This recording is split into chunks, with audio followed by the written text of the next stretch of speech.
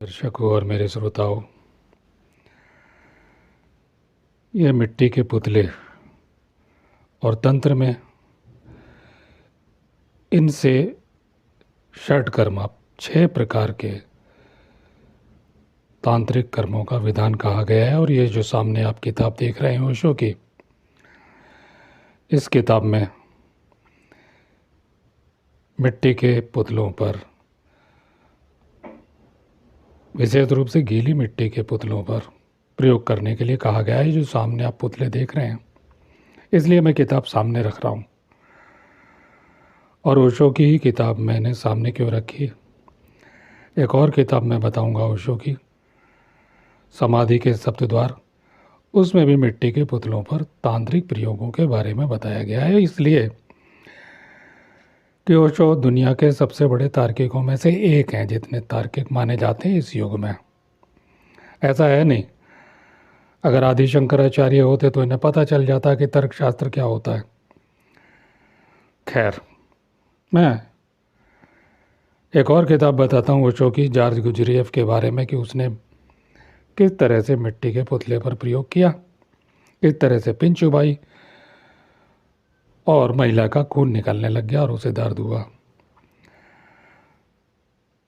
और यह प्रसंग नारायण बलि के अंतर्गत जो पुतले बनाए जाते हैं, पितरों के विषय में मेरे जो श्रृंखला चल रही है उसका यह अगला भाग है। और आप जो देख रहे हैं, ये साड़ी वाली महिला है और इसकी जो शक्ल है किसी न किसी से तो मिल ही रही होगी। और ये जो पुरुष दिखाई दे रहा है, इसकी शक्ल भी किसी न किसी से तो मिल रही होगी। तंत्र के लिए वो शक्ल महत्वपूर्ण नहीं है जो इसमें है, उससे भी ज़्यादा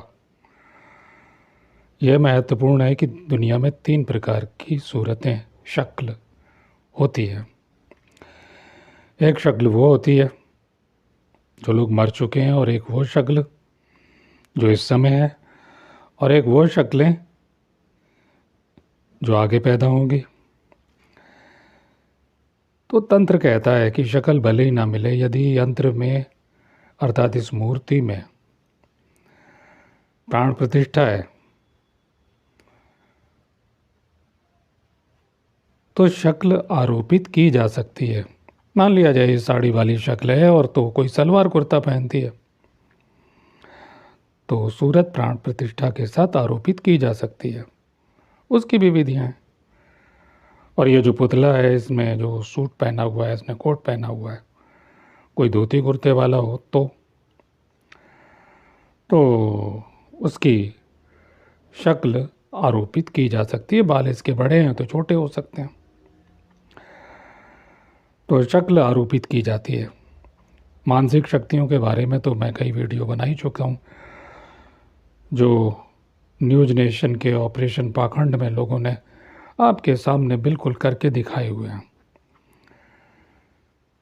आंखें मिलाते ही, आंखें बंद करके, छू करके लोग गिर पड़ते हैं, उड़ जाते हैं। और टीम के आगे उन्होंने परीक्षण कर दिया कि हम केवल मानसिक शक्ति वाले लोग हैं, और उनके नाम भी आप देख सकते हैं, कई बार मैं बता चुका हूँ। तो हम इस पे आते हैं कि एक बात कि तंत्र शास्त्र ऐसी इजाज़त क्यों देता है। सभी ऋषि मुनि तंत्र ग्रंथ लिखते हैं, रहस्यमय विद्या बताते हैं, लिखते हैं इसलिए कि वो सूत्रों के रूप में, और उनके जो प्रयोग हैं वो हर ग्रंथ में कह दिया जाता है कि गुरु के बिना बिल्कुल ना करें। तो तमाम सारी प्रैक्टिकल बातें वो गुरु ही बताता है। लेकिन तंत्र शास्त्र इजाज़त इसलिए देता है कि ऋषि मुनि धर्मयुक्त हैं। ऋषि मुनि बहुत शांत हैं। जब उन्हें परेशान करते हैं असुर, दुष्ट लोग परेशान करते हैं, यातनाएं देते हैं, उनका छीन लेते हैं, धन संपत्ति और नारियां छीन लेते हैं, तब वो तंत्र प्रयोग के मार्ग मनुष्य के लिए लिखते हैं। उनके पास तो मंत्र शक्ति, क्रिया शक्ति, योग शक्ति इतनी है कि वो दंड दे देते हैं, लेकिन मानव मात्र के कल्याण के लिए जो तत्काल न कर सके, जो समय साध्य हो कि कोई एक दिन में नहीं 30 दिन में 40 दिन में अनुष्ठान के द्वारा कोई किसी दुष्ट को या मनोवांछित कार्य की सिद्धि के लिए यह प्रयोग धर्मयुक्त करना चाहता है तो उसके लिए मैं खाली उदाहरण के लिए कुछ समझा रहा हूँ। जैसे मारण है, जान से मारने की विद्या यदि किसी पे आती है, यानी किसी को यह शक्ति प्राप्त हो गई है और वो इस प्रक्रिया को जानता है, तो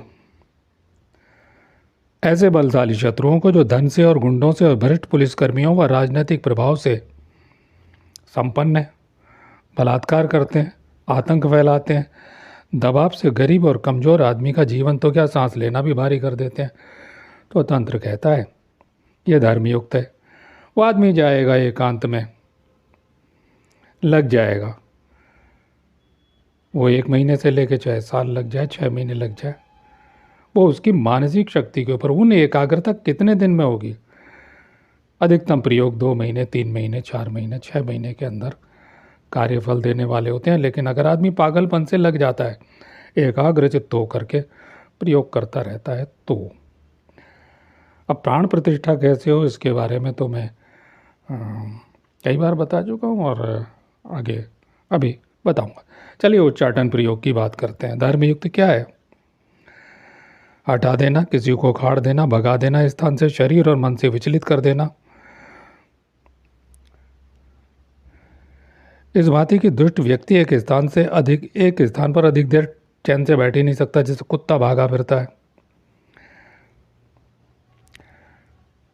तो ऐसे बल प्रभाव वाले दुष्ट और नीच लोगों के लिए जो कमजोर व्यक्तियों का धन संपत्ति छीन लेते हैं, परिवार के साथ भटकने के लिए विवश करते हैं और कानून से उन्हें तारीख पर तारीख मिलती है।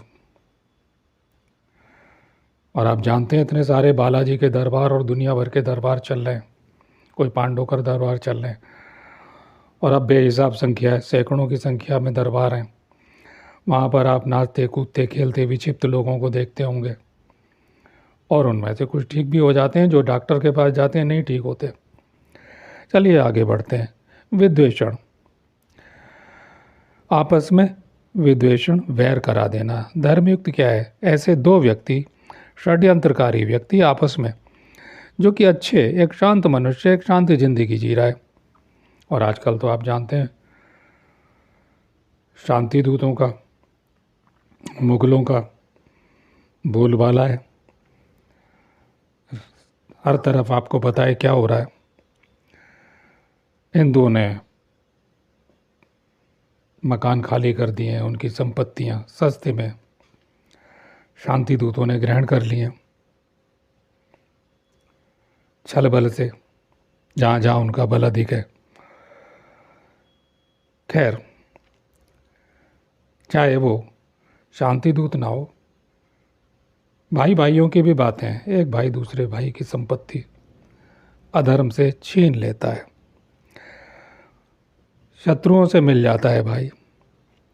विद्वेषण, तो कोई षड्यंत्र में फंसा देता है, ब्लैकमेलिंग करता है, दुरुपयोग करके परिवार की स्त्रियों को अपनी आवाज़ का शिकार बनाना चाहता हो, तो तब तंत्र कहता है कि धर्म युक्त विद्वेषण जैसे कौवा और उल्लू पक्षी का वैर है। और इन पुतलों के साथ में तंत्र कहता है कि उल्लू और कौवे के पंखों का प्रयोग किस विधि से करना चाहिए। ऐसे लोग हैं, अब तो ये पता चलता है कि ऐसे लोग हैं। आप मानते रहिए, क्योंकि तंत्र को कानून मान्यता नहीं देता, और जिंदगियां उलझती चलती रहती हैं। कई बार आपने देखा भी होगा कि बहुत बड़े बलशाली लोग थे और वो ज़मीन पे आ गए, गिर गए संकटों से, जिनकी आवाज़ के साथ में सैकड़ों लोग हथियारबंद खड़े हो जाते थे। क्या पता कौन क्या कर रहा है। खैर, आगे बढ़ता हूँ। धर्मयुक्त बात, और स्तंभन कार्य, बगलामुखी देवी से स्तंभन की प्राप्ति, ये तो पढ़ा सुना होगा ही। और दतिया के बगलामुखी पीठ पे जाएं, वहाँ भी अनुष्ठान चलते रहते हैं। कामाख्या के बगला पीठ पे जाएं, वहाँ भी अनुष्ठान चलते रहते हैं। लेकिन याद रखिए, वो पागल व्यक्ति जो तंत्र साधक है उसका तो किसी को पता ही नहीं चलेगा, वो बैठा होगा अनजान, वो प्रकट ही नहीं करेगा। अनुष्ठान जो दिखाए जा रहे हैं, दिख रहे हैं, वो मैं उन्हें अनुष्ठान नहीं मानता। अनुष्ठान तो अत्यंत गुप्त होते हैं। संपूर्ण चेतना उसे देख कैसे सकता है? तो बगलामुखी का प्रयोग तो विराट शक्ति का, अनंत शक्ति परमेश्वरी जगदम्बा का प्रयोग है। उनकी अंश मात्र, नाम मात्र की शक्ति से स्तंभन कार्य सिद्ध करना ये होता ही है। लेकिन वो चाहे चंडी से करें, चाहे दुर्गा से करें, परमेश्वरी महाकाली से करें, यक्षिणी योगिनी से करें, पिशाच आत्माओं से करें, निचले स्तर का तंत्र प्रयोग करें, सवाल इससे है कि स्तंभन हो जाए। जो शत्रुओं की मति गति है वो जहाँ की तहाँ, जिन्होंने आपका जीना मुश्किल कर दिया है, वो वहीं की वहीं रुक जाए तो स्तंभन हो गया। ये शास्त्र सम्मत है। अब और इसमें एक और बात है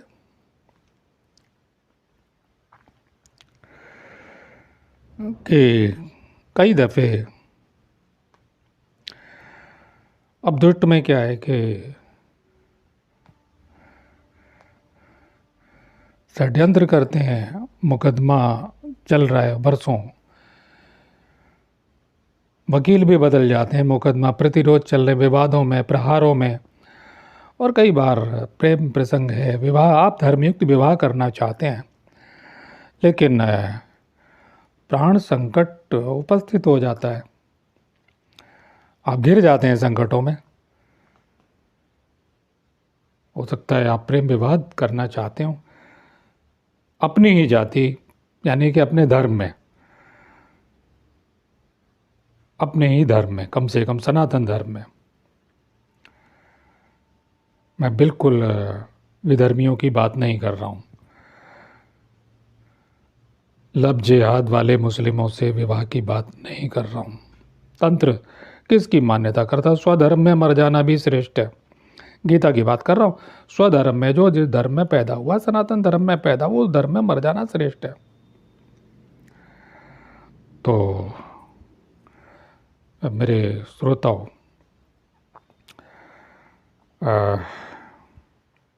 बिना किसी को हानि पहुंचाए सारी गतिविधियां जहाँ की तहाँ रुक जाएं, ये स्तंभन है। आगे आते हैं मोहन, यानी कि वशीकरण, पांचवा अंग। ऐसे दुष्ट पति या प्रेमी जो बाहर से व्यभिचार करते हैं, अपनी निरपराध पत्नियों को पीटते हैं, प्रेमिकाओं से मारपीट करते हैं। किसी ने अगर प्यार कर ही लिया है तो उसके साथ ब्लैकमेलिंग, मारपीट। और जो विवाहित लोग हैं, दहेज आदि प्रताड़ना या अन्य, बहुत से ऐसे लोग हैं नैतिक कार्य के लिए भी मजबूर करते हैं अपनी पत्नियों को और प्रेमिकाओं को। और ऐसी दुष्ट पत्नियां भी हैं जो, और प्रेमिकाएं भी हैं जो अपने प्रेमियों से मिलकर के षड्यंत्र करती हैं और पति को फंसा देती हैं, प्रेमी को फंसा देती हैं, धन संपत्ति अपने नाम करवा लेती हैं और अपने नंगेपन से, बदतमीजी से, अन्य दबावों से, ब्लैकमेलिंग, षड्यंत्र द्वारा करके परिवार या समाज में पति या प्रेमी की इज्जत को बिल्कुल मिट्टी में मिला देती हैं, जीने लायक नहीं छोड़ती। या ऐसे दुष्ट और स्वार्थी संतानें माता पिता को मार के बाहर कर देती हैं, प्रॉपर्टी अपने नाम करा लेती हैं संतानें। उनमें बेटियां भी हैं, हमारे ज्योतिषी भाई हैं, वो जानते होंगे, और उनमें बेटे भी हैं। और या कोई संपत्ति को रिश्तेदार धोखे से अपने नाम करवा कर आया, उन्हें आश्रमों में या यत्र तत्र भटकने के लिए छोड़ देता है, या उनकी संतानें छोड़ देती हैं, प्रताड़ित भी करती हैं। आप देखते रहते होंगे बहुत से केस। तो ऐसे मामलों में वशीकरण प्रयोग है। आपने फोटो द्वारा वशीकरण, ये अत्यंत प्रबल मानसिक शक्ति वाला कर सकता है। जैसे कि न्यूज़ नेशन पे दिखाया, वो भी लाइव कर रहा है, लेकिन अगर कोई 1000 मील दूर बैठा है तो उसकी शक्ति काम करेगी या नहीं करेगी। आपने तंत्र में सुना होगा, पढ़ा होगा, बाएं पैर की मिट्टी पुरुष की, स्त्री के दाएं पैर की मिट्टी, और इन मिट्टियों को मिला करके पुतले बनाना। और अगर ये पुतले एक बार बन चुके हैं तो उन स्थानों में जहाँ की वो मिट्टी है, सिगरेट की राख हो सकती है, स्पर्श का रुमाल हो सकता है, उसका तेज। जिन्हें प्राण प्रतिष्ठा करना नहीं आता है या करवाना नहीं आता है, झूठी प्राण प्रतिष्ठाएं होती है आज तो, यंत्र में भी, अंगूठी में भी, मंदिरों में भी नाम हो जाता है, मूर्ति प्राण प्रतिष्ठित नहीं होती। लेकिन ये मिट्टी है, कच्ची मिट्टी है, पके हुए नहीं है, और ये जल्दी ग्रहण करेगी। ये जो गहरे पानी पैठ ओशो की किताब है, इसमें आप पढ़ लेंगे, समाधि के सप्तद्वार में कोई समाधि की बातें नहीं लिखी हुई है मैडम ब्लावट्स्की ने, उसका अनुवाद किया है ओशो ने, तो आप ये देख लेंगे। खैर, तो आगे बढ़ता हूँ। और आकर्षण, अब किसी स्त्री को और पुरुष को आकर्षित करने के लिए, अपने पास बुला लेने के लिए धर्मयुक्त आप उसे इज्जत देंगे, सम्मान देंगे। आपकी जान जोखिम में आ गई है, कोई ऐसी बात, कोई अधिकारी है, कोई ऐसा कारण उपस्थित हो जाता है जिसके लिए आप चाहते हैं वो मेरे पास आए, मेरी बात सुने, तो ये आकर्षण प्रयोग है। शांति कर्म भी है, मंत्र या तंत्र यंत्र के दुष्प्रभावों से रक्षा के लिए, रोग और शोक से मुक्ति के लिए शांति कर्म है। ये धर्मयुक्त है, किसी को हम लाभ भी पहुंचा सकते हैं, ये नहीं। ये मैं उनके लिए कह रहा हूँ, मैं अपने बारे में नहीं कह रहा हूँ कि मुझे आता, मैं केवल हमेशा विषय के रूप में मैं एक मामूली साधारण साधक हूँ, हमेशा कहता हूँ। मैं कोई तांत्रिक, मांत्रिक, किसी प्रकार का जानकार ऐसा नहीं हूँ। मैं एक विषय समझा रहा हूँ आपको, इसलिए मैंने किताब रख ली है आपको कि इसमें लिखा हुआ है, और तंत्र ग्रंथों में पढ़ लो, और जितना मैंने जो प्रयोग दिखाए हैं वो सब आप भी कर सकते हो। तो खैर, पुष्टि कर्म, बल पुष्टि की प्राप्ति, स्वास्थ्य प्राप्ति, परीक्षा में सफलता के लिए, नौकरी के लिए, उद्योग व्यापार में उन्नति के लिए, पद प्रतिष्ठा के लिए, पद प्रतिष्ठा की प्राप्ति के लिए, धन धान्य समृद्धि ऐश्वर्य प्राप्ति के लिए, सौभाग्य के लिए। वो व्यक्ति जो दूर बैठा हुआ है, हमारे यहाँ कर्मकांड पुरोहितों में किया जाता है। अब पुरोहित को मैं हमेशा कहता हूँ, मैं वहीं जाऊँगा, क्योंकि मेरा जो, मैं लगातार जो पिछले अंकों में कहता आया हूँ नारायण बलि प्रसंग, तो इन पुतलों के माध्यम से सिर्फ ये कि यदि ये सफल होता है तो वो जो सूक्ष्म जगत में हमारी उच्च आत्माएं बैठी हैं, जिनसे हम आशीर्वाद चाहते हैं, हम एक हिस्सा ज़मीन पे हैं, हम हार्डवेयर है और वो सॉफ्टवेयर ऊपर बैठे हुए हैं, अभी उनका पुनर्जन्म नहीं हुआ है, या वो प्रेत लोक में भटक रहे हैं, या वो दिव्य लोक में है, तो भी क्या हमारा कर्तव्य कर्म बनता है। तो मैं इन पुतलों की सहायता से और उन पुस्तकों के नाम बोल रहा हूँ, और एक पुस्तक तो और दिखाई दूंगा। तो उस पुतले में बाएं तरफ जो कच्चे सूत का धागा नाभि के पास लपेटा हुआ दिखाई दे रहा है, तो ये कच्चे सूत का महत्व, पृथ्वी का महत्व, इसके अंदर जल तत्व का महत्व, अग्नि का महत्व, वायु और आकाश का महत्व, और हम इस हवा में सांस ले रहे हैं, और ये पुतले जिनके अंदर पांचों तत्व मौजूद हैं, हम आगे चर्चा करते हैं। मुझे उम्मीद है कि इससे आपका ज्ञानवर्धन होगा। मैं सिर्फ एक ज्ञानवर्धन के लिए ये आपके सामने प्रस्तुत कर रहा हूँ। और मैं अब आपको पुतले के साथ रखी हुई किताब गहरे पानी पैठ के अंश ओशो के सुना रहा हूँ पढ़ के। डॉक्टर फ्रैंक रोडॉल्फ ने अपना पूरा जीवन एक बहुत ही अनूठी प्रक्रिया को खोज में लगाया। उस प्रक्रिया के संबंध में थोड़ा आपसे मैं कहूँ तो मूर्ति पूजा को समझना आसान हो जाएगा।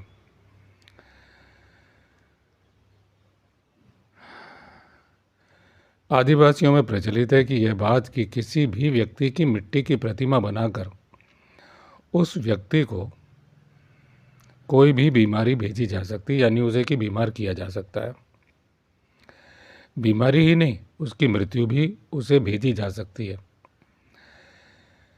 यह अध्याय 4 है, जो किताब मैंने पुतले के साथ रखी हुई है, उसके अंश में पढ़ के आपको सुना रहा हूँ।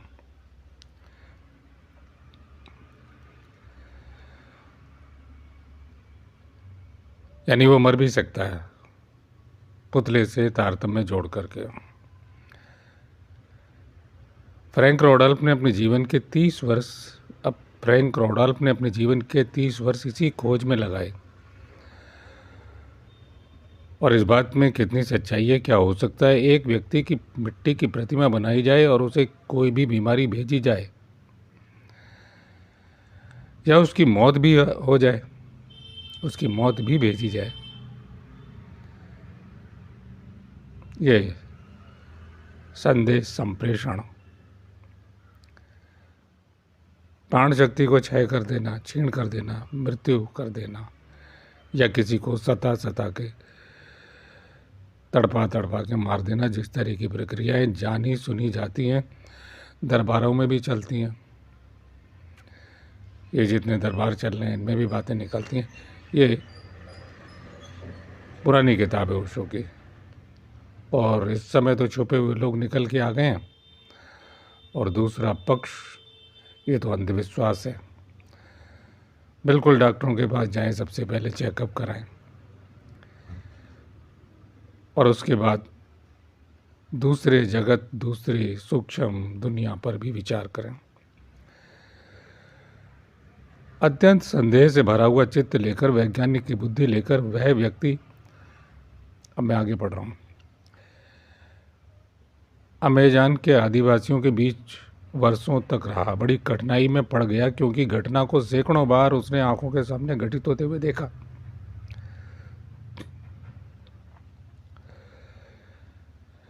हजारों मील दूर भी वह व्यक्ति हो तो भी उसकी मिट्टी की प्रतिमा बनाकर उस तक विशेष बीमारियां और उसकी मौत भी भेजी जा सकती है। वर्षों के अध्ययन के बाद यह तय हो गया कि यह घटना घटती है, लेकिन कैसे घटती है, उसके पीछे राज क्या है, इसके पीछे प्रक्रिया क्या है। रॉडॉल्फ ने लिखा कि प्रक्रिया के संबंध में जो बातें मुझे पता चल सकी हैं और जिन पर मैंने स्वयं प्रयोग करके देख लिया, वे 3 बातें हैं। एक, मिट्टी की प्रतिमा। जरूरी नहीं है कि वह उस व्यक्ति की शक्ल से बिल्कुल मिलती जुलती बने, और बनाना भी कठिन है, अति मुश्किल है। महत्वपूर्ण यह नहीं है कि उस शक्ल से मिले, महत्वपूर्ण यह है कि उस मिट्टी की प्रतिमा में उस व्यक्ति की शक्ल को प्रतिष्ठित किया जा सके। जैसे मैं प्राण प्रतिष्ठा कहता हूँ, हमारा जो सनातन ऋषियों का विज्ञान है, विद्या है।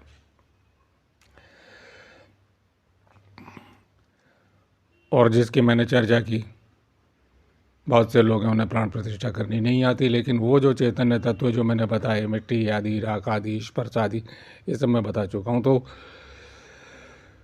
अब आगे सोचना विचारना तो ये आपका काम है। जैसे अगर कोई मिट्टी की प्रतिमा बनाए आपकी, तो वह तो कोई बहुत बड़ा मूर्तिकार हो, तब आपकी शक्ल से मिला पाएगा, तब भी पूरी नहीं मिला पाएगा। एक साधारण आदमी मिट्टी की प्रतिमा आपकी बनाएगा तो वह सिर्फ प्रतीक होगी, चेहरा तो नहीं होगा। सिर होगा, हाथ पैर होंगे, एक दूर का प्रतीक होगा, बस। लेकिन रॉडॉल्फ का कहना है कि अगर वह व्यक्ति आंख बंद करके और आपकी पूरी की पूरी प्रतिमा को अपने मन में पूरा स्मरण करके और उसको इस मिट्टी की प्रतिमा में आरोपित कर सके, तो यह प्रतिमा आपका प्रतीक बनकर सक्रिय हो जाएगी। उसे प्रतिस्थापित करने की भी व्यवस्था है। अपने संकटों में, परेशानियों में मैं आपको देश की सिद्ध मूर्तियों की जानकारियां देता रहा हूं, और वहाँ दर्शन की विधियां भी बताता रहा हूं। कुछ लोगों को व्यक्तिगत तो ये मूर्ति विज्ञान है। लोग कहते हैं मूर्ति में क्या है, मूर्ति के प्यार है। हाँ, मूर्ति है, दिख रही है, वहाँ मूर्ति नहीं है, वहाँ चैतन्य शक्ति है। मैं हमेशा बता रहा हूँ, प्राण सिद्ध मूर्तियों को अगर हम छोड़ भी दें तो बाकी मूर्तियां भी एक न एक दिन बिखरेंगी। प्राण सिद्ध मूर्तियां कालांतर में सृष्टि के साथ ही रहेंगी। उन्हें कोई नहीं तोड़ सकता। देश में कितनी भी सत्ताएं, कोई मुगल उन मूर्तियों को नहीं तोड़ सका जिनकी जानकारियां मैं आपको देता रहा हूं। और अब मैं फिर आगे बढ़ता हूं। आरोपित कर सके, आपकी पूरी की पूरी प्रतिमा को मन में पूरा स्मरण कर सके और उसको उस मिट्टी की प्रतिमा पर आरोपित कर सके।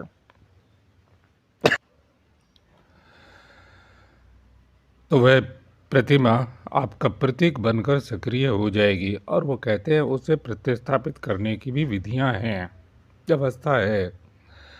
अब वो तो आदिवासियों की व्यवस्था है, उनकी चेतना का स्तर बहुत निम्न है, तो वो तो वही करना जानते हैं। लेकिन हमारा जो ये तंत्र शास्त्र है, और ऋषियों ने तो दिया था मानव कल्याण के लिए कि विघ्न बाधाओं का निवारण करते हुए ईश्वर की ओर, अध्यात्म की ओर प्रगति करें।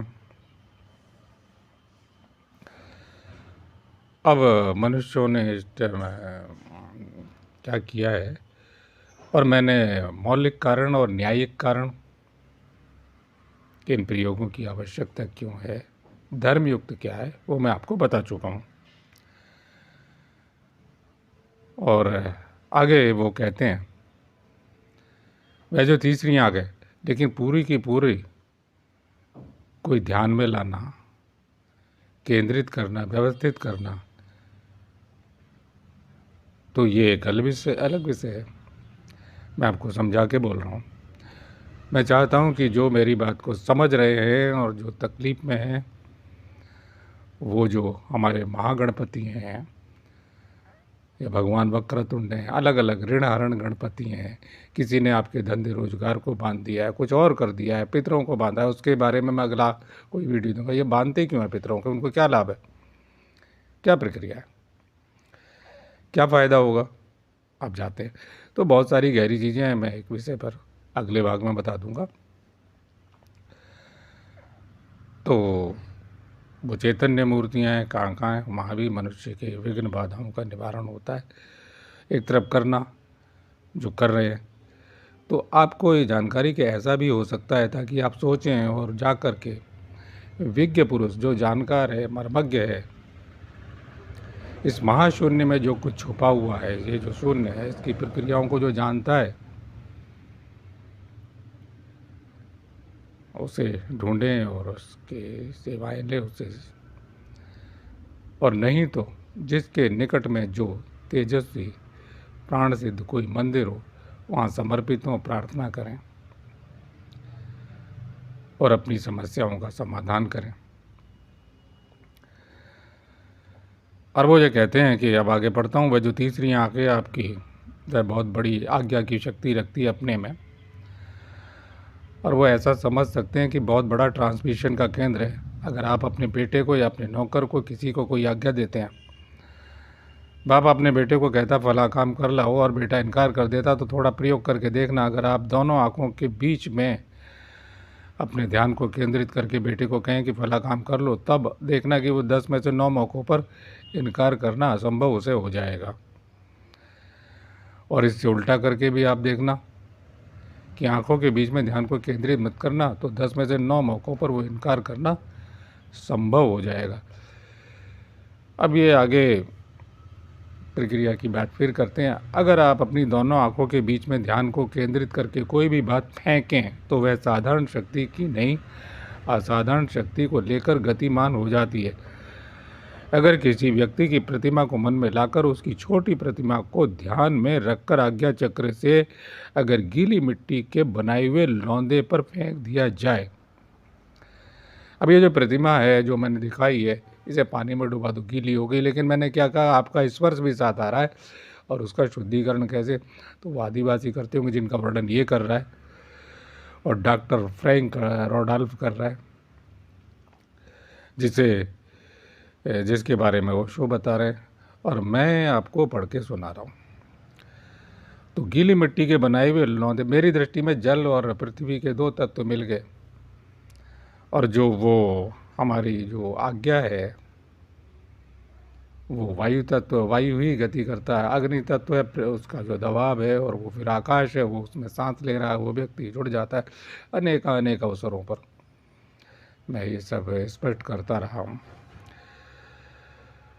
तो फिर आते हैं गीली मिट्टी का लौंदा। साधारण मिट्टी का लौंदा नहीं रह जाता, वह आपकी आज्ञा से संक्रमित और आविष्ट हो जाता है। अगर उस मिट्टी की प्रतिमा के दोनों आंखों के बीच में आप ध्यान करके कोई बीमारी का स्मरण करें तो सिर्फ 1 मिनट तो वह व्यक्ति उस बीमारी से संक्रमित हो जाएगा। वह कितनी ही दूर हो, इसका कोई सवाल ही नहीं उठता, उसकी मृत्यु तक घटित हो सकती है। ये आगे और बहुत कुछ लिखा हुआ है। तो मैं इस बात को यहीं छोड़ता हूँ। सिर्फ आपको विषय को समझाना मेरा उद्देश्य था पुस्तक से। अब एक अलग मैंने बता दिया है कौन सी ओशो टाइम्स में, कौन से अध्याय में। जब ओशो गिरफ्तार हो जाते हैं अमेरिका में, तो उन्हें कहा जाता है कि दीवार की तरफ मुंह करो। पुलिस अधिकारी कहता है, और पीछे से लात मारता है। अब पीछे का मतलब आप समझते हैं, लात मारता है पुलिस अधिकारी। तब वो मानसिक शक्ति कहाँ गई थी? फिर कहेंगे हम सहज योगी हो गए। दूसरी तरफ ओशो विद्रोही हैं। किसके विद्रोही हैं? सनातन धर्म के विद्रोही हैं।